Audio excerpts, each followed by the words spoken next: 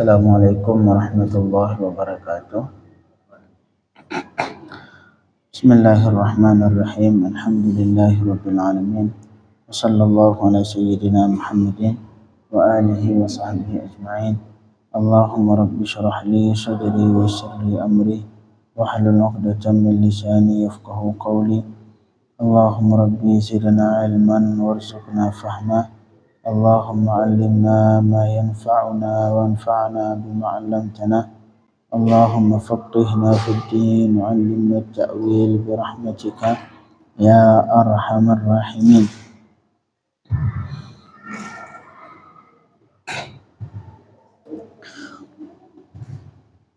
Jemaah subuh dirahmati Allah.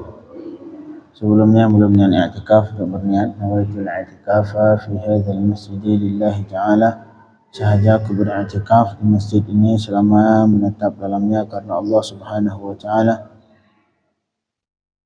Kemudian kita lanjutkan kajian fikih muamalat yang terakhir, yaitu muamalah yang namanya qirad. Al-qirad artinya seseorang mewakilkan orang lain, tawkilu malikin bija'li malihi biyadi akhar liyattajira fihi warribhu mushtarakun bainahuma, yaitu mewakilkan oleh seseorang pemodal yang punya uang, seseorang yang punya modal, dengan meletakkan ataupun dengan memberikan hartanya ke orang lain untuk dibisniskan. Jadi kita punya modal, kita serahkan ke orang lain, ini untuk kamu bisniskan, ini uang. Itu kita namanya malik, dia itu namanya amil ataupun dia yang kerja, yang nanti hasilnya warribhu mushtarakun bainahuma. Ar-ribih, keuntungan setelah dia bisnis, artinya dapat keuntungan, maka keuntungan dibagi dua. Keuntungan dibagi dua tergantung kesepakatan. Untuk rukunnya yang kemarin, yang pertama pemodal yang punya uang, yang kedua ma'amil yang kerja, yang ketiga mal harta modal, yang selanjutnya amal pekerjaan dia, kemudian itu bisnis tadi, yang kemudian selanjutnya ribih laba keuntungan, yang terakhir sigat, harus ada namanya ijab dan qabul. Yang terakhir yang kita bicarakan kemarin yaitu tentang modal yang diperbolehkan dalam qirad ataupun mudharabah. Disyaratkan tiga hal. Yang pertama, modal itu harus berbentuk naqdan ataupun uang. Kalau sekarang yang uang yang khalis, kalau dulu itu emas atau perak yang murni, bukan emas campuran ataupun perak campuran. Untuk sekarang mungkin uang lah, berbentuk uang. Jadi tidak boleh misalkan kita jadikan modal mobil. Ini saya pengen bisnis ya kamu. Biar kamu jualin di toko itu, kamu isi bar di toko, ntar kamu jual, ntar untung bagi dua. Modalnya apa Pak? Modalnya itu mobil saya. Kamu ambil, kamu jual itu mobil, ntar itu jadi modal. Enggak boleh. Karena itu bakal memberatkan ke si amil, memberatkan ke yang kerja. Dia harus ngejual mobil dulu, kapan baru laku itu mobil. Jadi syarat yang pertama harus uang, modal harus berbentuk uang. Syarat yang kedua, modal harus jelas, harus diperjelas dari segi jenisnya, jenis dolar, rupiah atau rial Saudi. Dan yang kedua, kadarnya harus jelas juga, harus ditentukan berapa kadarnya, 10.000, 10 juta, 1 miliar. Yang terakhir sifatnya, ini sifat bisa jadi apabila pecahan biasanya mempengaruhi, kayak 100 kalau dolar, pecahan 100 dengan pecahan puluhan, 10 dolar, 1 dolar, itu pasti harganya beda. Ini juga harus ditentukan sifatnya. Yang terakhir, modal harus ditentukan. Tidak boleh modal berbentuk sesuatu yang mubham. Ini mau kasih modal buat kamu, modal apa? Terserah, mau ini mau ini, antara dua ini terserah kamu pilih yang ini nggak boleh, harus ini modalnya. Tidak boleh dibikin sesuatu yang mubham ataupun nggak jelas. Yang selanjutnya, yang terakhir, modal harus diberikan ke si amil, ke yang kerja. Nggak boleh kita nyuruh orang lain kita pengen mewakilkan orang lain untuk bisnis di harta kita, tapi satu sisi uang kita pegang. Nah, uang kita pegang. Kamu nanti kalau butuh minta ya, oh nggak boleh. Misalkan modal 1 miliar semua kasih ke dia. Ini ambil ini uang untuk kamu bisnis. Jangan kita pegang uang. Dan dia butuh, karena dalam berbisnis membutuhkan uang itu tidak bisa diprediksi. Kadang-kadang jam 1 malam butuh, kadang-kadang jam 1, jam 2. Maka di situ disyaratkan modal itu harus diberikan seutuhnya untuk si amil yang kerja tadi. Kemudian yang terakhir, yang selanjutnya syurut ar-ribh, syurut amalil qirat, syarat bisnis yang dijalankan dalam qirat. Jadi pekerjaan apa yang boleh dilakukan qirat. Syurutu amalil qirat itsnan, 2 syarat. Yang pertama kaunuhu tijarah. Amal ataupun perbuatan yang boleh dilakukan qirat adalah perbuatan yang bentuknya tijarah, bisnis, jual beli. Tapi kalau yang sering terjadi di sebagian tempat, saya punya sapi, 10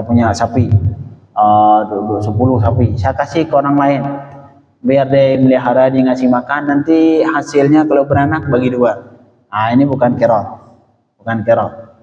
Terus kalau bukan qirat bagaimana? Maka kembali kata ulama, apabila sebuah transaksi yang bentuknya seperti bentuk qirat, seperti bentuk mudharabah, tetapi pekerjaannya bukan berbentuk bisnis jual beli, maka di situ di kewajibannya nanti yang wajib diberikan ke si amil ongkos, ujrah mithil. Ujrah mithil artinya biaya ataupun ongkos pekerjaan dia. Tidak berlaku yang ditentukan misalkan nanti anak bagi 2, enggak berlaku. Saya pernah punya saudara dulu, subhanallah, dia ambil sapi jantan besar. Dengan akad ini nanti kamu pelihara, kamu ngasih makan. Setelah setahun kalau udah besar, ntar kita jual. Ini misalkan labanya kalau modal dari 10 juta, ntar kalau dijual 20 juta, maka 10 juta bagi 2. Apa yang terjadi setelah tahun ini sapi masya Allah subhanallah, nggak mau berkembang dia badannya, segitu aja, malahan berkurang. Setahun dia pelihara sampai setahun justru rugi. Akhirnya yang melihara ini setahun dia ngasih makan, siang malam pagi sore dia ngasih makan, ujung-ujung dapat non, nggak dapat apa-apa. Makanya ini dalam Islam terdapat namanya gharar. Gharar itu artinya kerugian, penipuan. Makanya dalam Islam tidak dianjurkan seperti itu. Itu harus kalau yang seperti yang berbentuknya bukan bisnis jual beli yang seperti tadi sapi tadi. Maka kewajiban terhadap yang punya sapi harus dibayar ongkos dia kerja. Kira-kira setahun berapa dia kerja. Pada kasih hitung aja, misalkan 1 juta, kasih 1 juta, 2 juta, kasih 2 juta. Jadi yang namanya ujrah mithil. Apabila sebuah bentuk transaksi yang kalau secara terlihat secara sepintas itu bentuknya mudharabah. Seperti tadi melihara sapi. Tetapi kemudian yang terjadi bukan tidak cukup syarat mudharabah, karena syarat mudharabah pekerjaannya harus bisnis. Pekerjaannya harus bisnis jual beli. Kalau yang lain selain bisnis berarti bukan mudharabah. Tidak sah sebagai mudharabah dan si amil dia berhak mendapatkan ongkos pekerjaannya. Nah, karena si Malik ini yang punya modal tadi, yang ngasih sapi tadi, yang punya sapi harus ngasih uang ke si yang kerja. Cuman berapa uangnya? Berapa uangnya tergantung kalau kira-kira ditanya setahun dia melihara sapi kira-kira berapa ongkosnya. Kalau kata dia 5 juta lah biasanya. Udah ngasih 5 juta. Nah, jadi tidak berlaku hukum mudharabah apabila bentuk pekerjaan itu bukan tijarah. Jadi syaratnya harus kaunuhu tijarah. Harus pekerjaan yang dibolehkan untuk melakukan akad mudharabah, harus pekerjaan yang berbentuk tijarah. Yang kedua, wa alla yudayyiqahu 'alal 'amil. Syarat yang kedua. Syarat pekerjaan tijarah tadi, bisnis tadi tidak boleh dipersulit terhadap si amil. Tidak boleh yang punya harta ini, pemodal, mempersulit si amil. Contoh, mensyarat, ini saya kasih uang kamu ke modal, tapi syarat kamu bisnis cuman pakaian ini saja, disyarat, mempersulit. mempersulit si amil. Bisa jadi dia nggak paham bisnis masalah pakaian, dia paham bisnis masalah bangunan. Tapi ini yang pemodal disyaratkan, ini saya kasih modal kamu, tapi dengan syarat bisnisnya masalah pakaian saja. Nah, ini memberatkan ataupun mempersulit, mempersempit terhadap si amil. Nah, nggak boleh. Jadi syarat yang kedua, alla yudayyiqahu 'alal 'amil. Tidak boleh dipersempit pekerjaan tadi, tijarah tadi terhadap si amil. Seperti halnya misalkan fala yasihu 'ala syira'i mata'in muayyan, sehingga tidak boleh disyaratkan. Ini saya kasih modal ke kamu dengan syarat kamu beli baju itu saja. Baju merek itu saja nanti kamu jual. Nah, itu bagian mempersempit. Yang kedua, ataupun dia jual untuk disyaratkan nanti bertransaksi dengan orang tertentu. Ini saya kasih modal kamu 1 miliar, nanti kamu bisnisnya sama si fulan saja. Sama si fulan saja. Nah, kamu nanti bisnisnya, muamalahnya, transaksi sama si fulan saja, enggak boleh sama orang lain. Nah, ini bagian mempersempit juga. Mempersempit terhadap si amil. Karena bisa jadi si fulan yang disyaratkan sama si pemodal tadi memang musuh dia. Musuh si amil bisa jadi. Kasihan, enggak gimana dia mau bertransaksi sama musuhnya. Enggak mungkin. Nah, jadi ini syarat yang kedua. Begitu juga misalkan pakai waktu. Ini saya bisnis sama kamu, saya kasih modal kamu selama 5 bulan. Pakai waktu seperti itu. Akhirnya bisa jadi 5 bulan jangankan untung, modalnya belum balik. Jadi enggak boleh pakai waktu. Dalam bisnis seperti ini, mudharabah tidak boleh dipakai waktu. Ini saya kasih modal kamu bisnis, tapi syarat selama 2 bulan saja, 2 bulan. Bisa jadi baru berjalan 2 bulan, modalnya belum balik. Kasihan si amil. Dia ntar nggak dapat untung sama sekali. Makanya di dalam akad mudharabah tidak boleh ditentukan waktunya, nggak boleh pakai waktu sebulan, 2 bulan, 3 bulan, setahun, nggak boleh. Harus ngasih kepercayaan ke si amil sepenuhnya. Yang terakhir, tapi boleh disyaratkan untuk menjual di pasar yang tertentu, boleh kalau disyaratkan. Ini saya kasih modal kamu 10 juta, tapi syarat nanti kamu bisnisnya ataupun jual belinya di pasar fulan, di pasar Koja misalkan. Nah, kalau ditentukan pasarnya boleh. Kalau sekedar pasar ditentukan boleh. Nah, kalau sekedar pasar. Nah, inilah jadi syarat yang pertama, amal qirat harus bentuknya bisnis, jual beli, tijarah. Yang kedua, syarat yang kedua tidak boleh dipersempit terhadap si amil. Seperti persyaratannya banyak. Syaratnya harus entar transaksi sama si fulan saja, enggak boleh sama orang lain. Ataupun misalkan dipakai waktu. Ini saya mudharabah sama kamu selama 5 bulan. Selama 5 bulan mudharabah. Dan habis 5 bulan enggak berlaku lagi mudharabah. Ini enggak boleh juga. Enggak boleh seperti itu. Karena itu bisa memberatkan ke si amil. Kalau misalkan dalam waktu 5 bulan dia langsung mendapatkan keuntungan. Tapi kalau bisa jadi ntar laku kurang, akhirnya sudah habis waktu 5 bulan. Jangankan untung, modalnya belum balik. Nah, ini yang muntar yang kasihan siapa? Si amil. Si amil.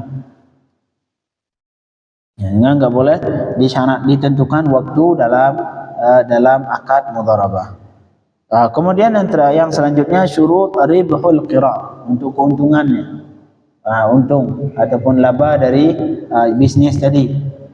Syaratnya syurut ribhil qira itsna. Syarat keuntungan dari amal qirat ataupun mudharabah tadi 2. Yang pertama kaunuhu lahuma. Syarat untungnya dibagi 2. Enggak boleh ada pihak ketiga. Ini saya mudharabah sama kamu, ini modal 100 juta, kamu bisnis. Nanti untungnya bagi 3. Saya sama kamu plus bapak saya. Enggak boleh. Harus untung mereka berdua, bagi 2. Nah, harus untungnya mereka berdua, enggak boleh masuk pihak ketiga yang mendapatkan keuntungan. Ya, kaunuhu lahuma. Syarat yang pertama, keuntung dari amal qirat harus kaunuhu lahuma, keuntungan bagi mereka berdua, tidak boleh masuk pihak ketiga. Ataupun misalkan untuk salah satu, ini saya mudharabah, saya kasih modal kamu 100 juta, tapi nanti untungnya buat saya doang, kamu nggak dapat. Enggak begitu. Ataupun bagi kamu doang, saya nggak dapat. Enggak. Harus keuntungan untuk berdua. Tidak boleh bagi salah satu dan juga tidak boleh ada masuk pihak ketiga. Marhaba.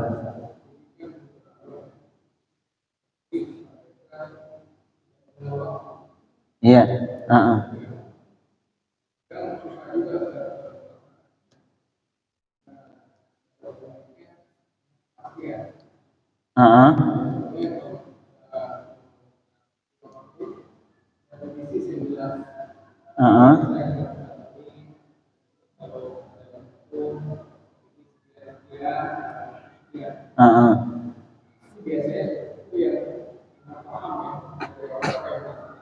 Iya. Ya.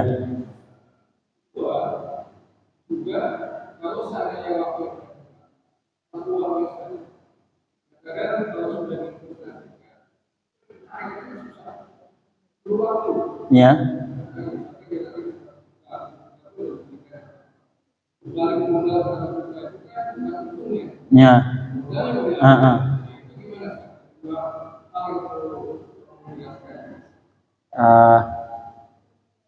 Jadi nanti modalnya balik. Artinya ketika pembagian, misalkan sudah selesai pembagian sudah setahun ataupun entar, ketika diselesaikan akadnya sudah selesai, itu modalnya balik.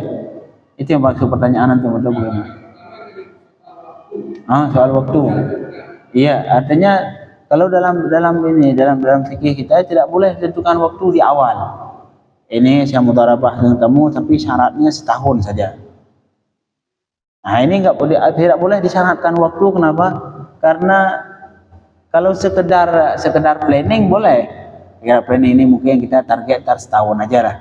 Tapi kalau disyaratkan, apa? Akan dengan setahun itu akan akad mudharabah batal dengan sendirinya. Ada untung atau belum ada untung? Ini yang bermasalah. Terkasihan siapa? Si Amil. Dia udah capek setahun, bisa jadi kan kita nggak bisa prediksi, bisa jadi bisnis yang langsung bagus, ya khair lah. Tapi kalau nggak bagus, udah setahun dia jualan barang kita, mati-matian dia siang malam, udah setahun, jangankan untung, modalnya belum balik misalkan. Nah ini bagaimana? Sedangkan di awal sudah disyaratkan setahun ataupun 5 bulan. Nah ini yang kasihan si Amil, kasihan si Amil nggak dapat apa-apa dia.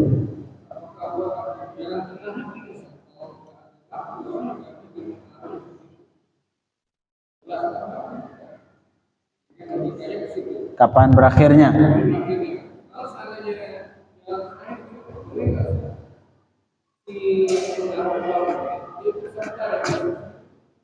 Marhaba?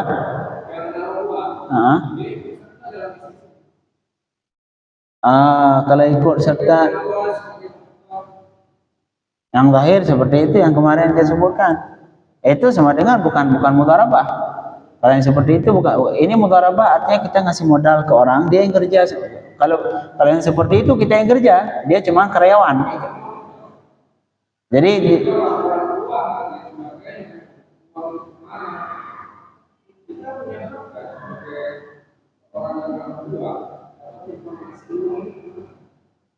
kalau sekadar iya kalau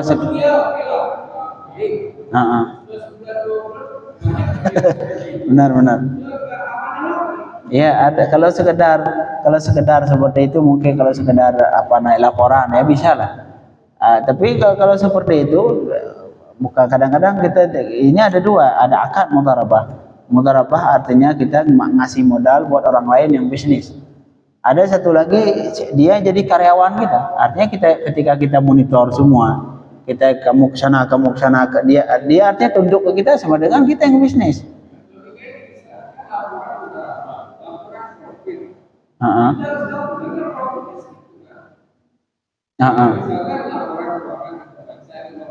Oh iya, mungkin sekedar laporan, iya benar. Iya.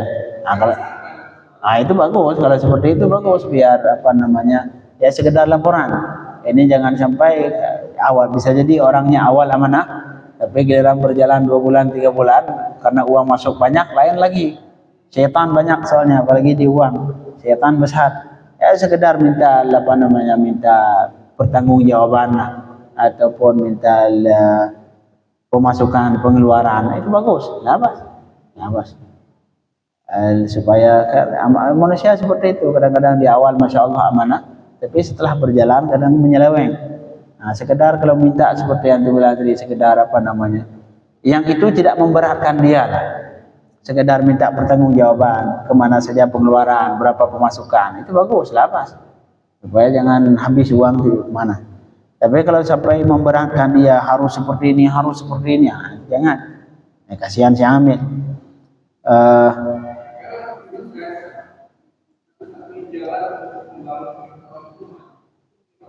Kira ya benar.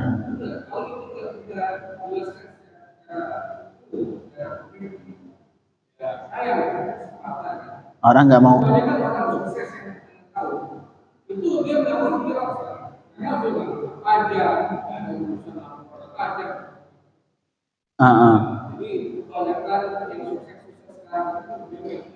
Kirot. Emang seharusnya kirot ini ya orang di dunia ini ada dua, ada yang terlalu banyak uang nggak bisa bisnis, solusi kirot. Ada yang bisa bisnis, yang dia bisa bisnis, tapi modalnya kecil, solusinya ada di ilham, yang syarikah kita bicarakan kemarin. Syarikah artinya ngumpulin modal kayak saham lah, baru ntar bisnis bareng-bareng. Nah itu boleh juga seperti itu. Yang tujuan satu doang dalam Islam, jangan sampai uang disimpan. Untuk yang ini Allahumma shalli ala Muhammad, yang pakai waktu sebentar saja. Al-Qirat.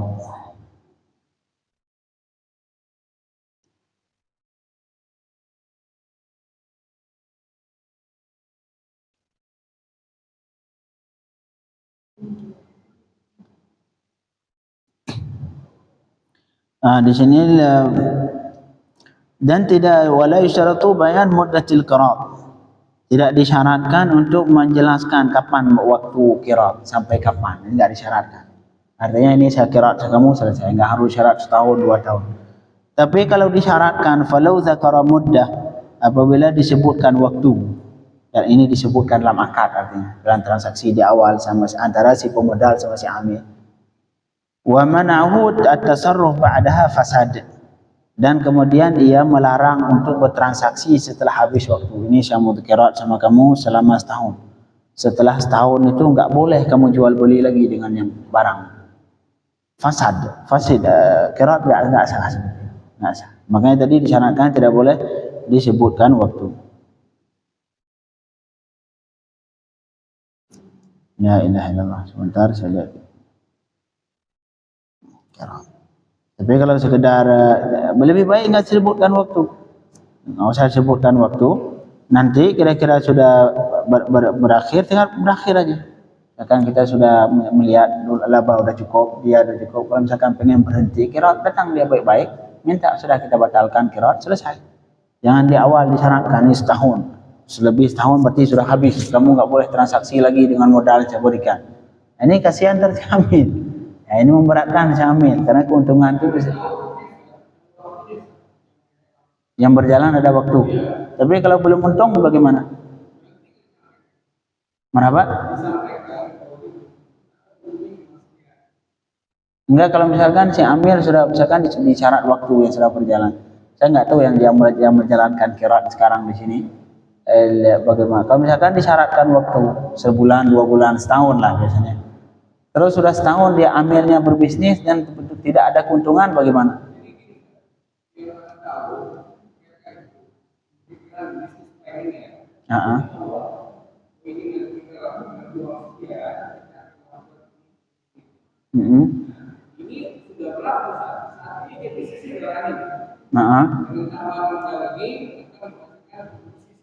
Ya.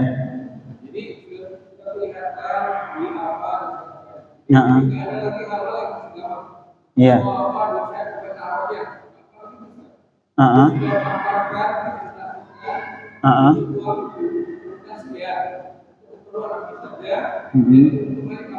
Ya.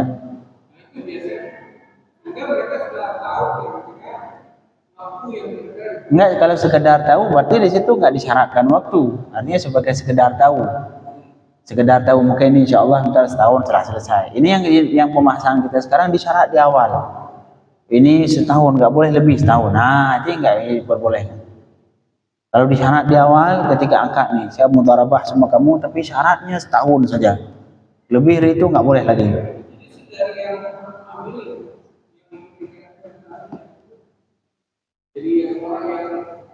Yang bekerja.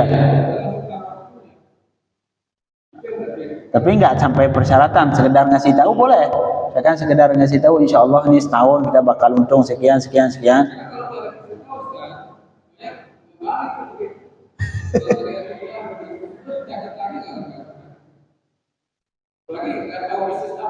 Enggak, maksudnya yang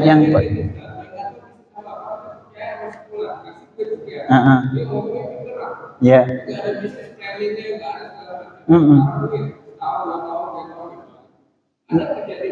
Enggak, maksud saya beda masalah nih. Kalau sekedar planning itu bagus. Misalkan ini planning kita setahun insya Allah dapat selesai.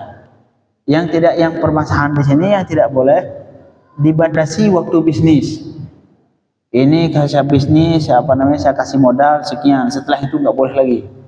Nah, ini artinya tidak membolehkan lah itu yang di awal. Di situ yang permasalahannya. Tapi kalau sekedar planning, misalkan si bisnis yang bisnis ataupun amilnya itu, apa? Misalkan dia udah setahun, setelah setahun langsung Pak.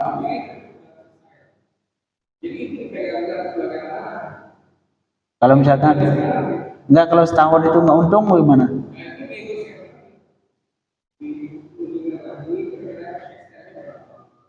Berarti nggak berlaku, artinya yang persen.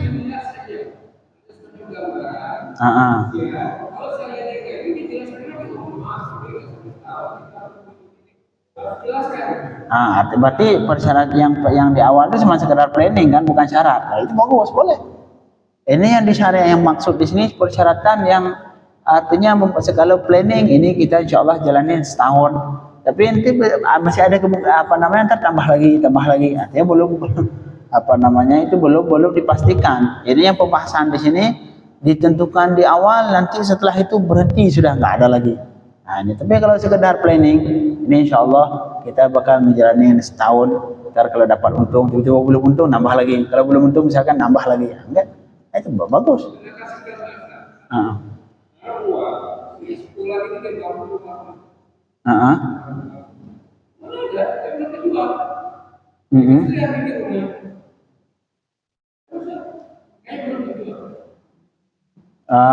Iya.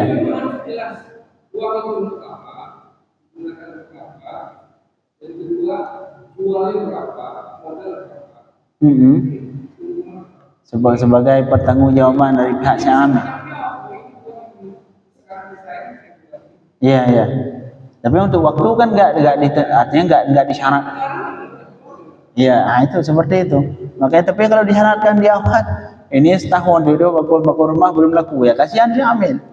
Makanya dalam di sini tidak boleh disyaratkan waktu, tapi sekedar planning seperti itu. Iya, sekedar. Aduh, uang ini muskilah juga ya, Pak. Ya, artinya tetap bukan berarti ketika ngasih uang putus, tidak. Tetap sini juga artinya berhak lah dia minta pertanggungjawaban di pihak si amil karena memang uang dia di pengeluarannya berapa, pemasukannya berapa, terus bisnisnya bagaimana perkembangannya.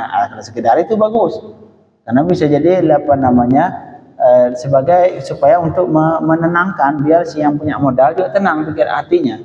Jangan uang saya dikemanakan, enggak, dia tanya, berhak dia nanyain bagaimana perkembangannya. Terus dalam hal waktu tadi seperti itu, yang tidak dibolehkan dibatasi waktu yang artinya setelah sampai waktu itu sudah habis, selesai, mau untung mau rugi selesai.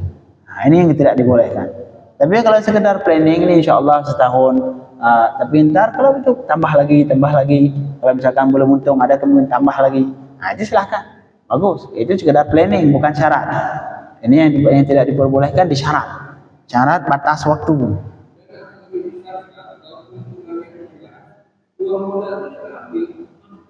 Tambahin lagi. Iya, iya, benar, benar. Emang iya harus komunikasi, bukan berarti selesai. Ntar si Amir lari, kasihan si pemodal juga. Nah, enggak, tetap mereka komunikasi supaya minimal ya minta pertanggungjawaban. Apa namanya pemasukannya, pengeluarannya, perkembangannya. Nah, supaya ada membuat yakin terhadap si pemodal juga. Ini yang qirat. Yang selanjutnya ar-ribih tadi sudah. Jadi syarat yang pertama ribih harus mereka buat mereka berdua, tidak boleh masuk orang lain ataupun untuk salah satu doang.